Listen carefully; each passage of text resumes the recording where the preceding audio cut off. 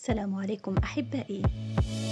يوتيوبر السوري يخوض التحدي المستحيل ويطمح أن يكون أول شخص في العالم يحضر جميع مباريات مونديال قطر 64. صاير اليوم في مباريات بنفس الوقت، فهذا راح يكون أكبر تحدي، لأنه الساعة 6 في مباراتين. تمام؟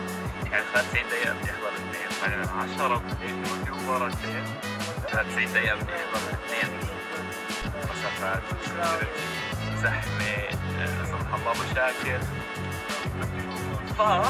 ما حصور كل شيء هسه مشان ما نروح الأكشن كله فوق وخلاص. فهي قد تكون آخر ستوري اليوم تشرح كل شيء. اليوم يوم العاشر، ماشيين عن يوم جد.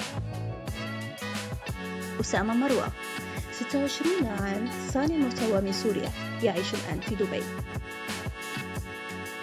كأس العالم فيه 64 مباراة على مدار 30 يوم.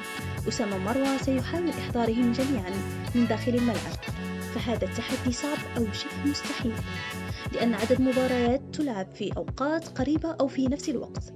لذلك لن يحضر مباريات كاملة، بل سينسحب في منتصفها حتى يستطيع حضور المباراة الأخرى.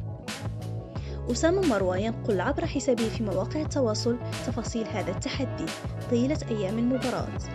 أتمنى أن ينجح أسامة مروة في هذا التحدي، فهو يقوم بمحتوى جديد ينافس المحتوى الأجنبي ويستحق كل النجاح. أتمنى أن تدعموا مثل هذا المحتوى وأن يسلط الضوء على إبداع العربي. شكرا على المشاهدة، وإلى فيديو جديد إن شاء الله.